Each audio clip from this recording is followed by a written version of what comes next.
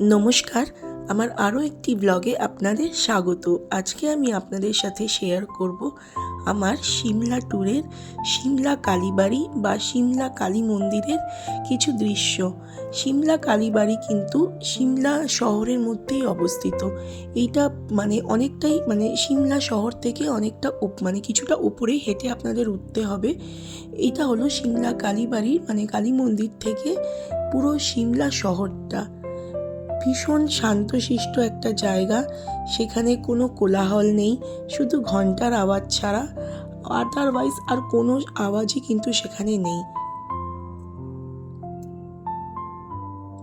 কালীবাড়ির থেকে আপনি পুরো সিমলা শহরটাই দেখতে পারবেন। এই হলো কালী মন্দিরটি। এখানে মায়ের মূর্তি কিন্তু ছোট্ট, ভীষণ সুন্দর একটা মায়ের মাতৃরূপ। কালী মন্দিরের সাথে একটা ছোট্ট শিব মন্দিরও কিন্তু এখানে রয়েছে।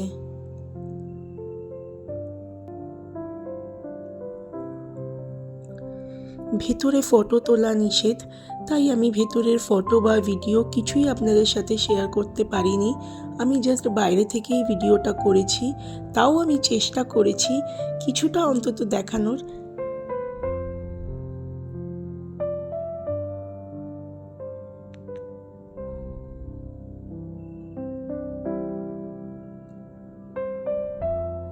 এই সেই ছোট্ট ভোলে বাবার মন্দির। এখানে ছোট্ট একটি শিবলিঙ্গ আছে।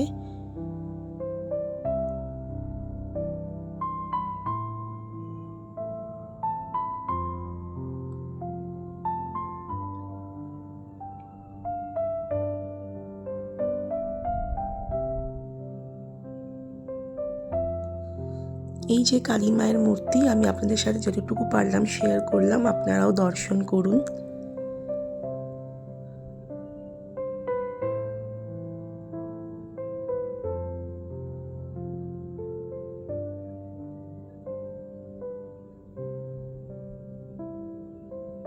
আরেকটা কথা বলি, এখানে কিন্তু নিজেদের জিনিসপত্র সাবধানে রাখবেন, কারণ এখানে প্রচুর পরিমাণে বাঁদর আছে। যে কোনো সময় আপনার হাতের থেকে আপনার ব্যাগ ছিনিয়ে নিয়ে দৌড় দিতে পারে।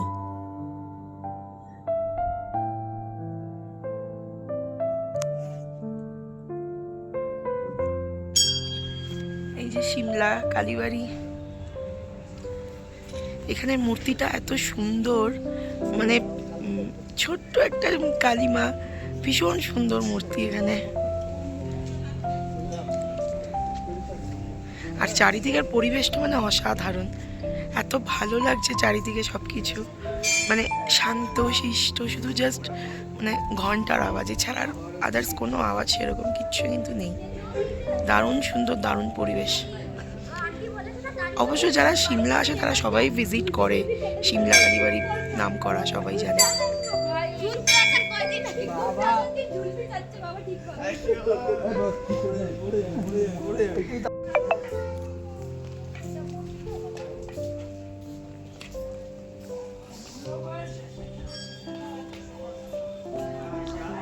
এইটা কালীবাড়ির মুখ্য দরজা।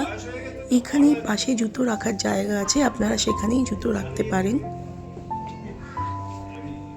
জানাবেন আমার এই ব্লগটা কেমন লাগলো, সাথে থাকবেন, পাশে থাকবেন।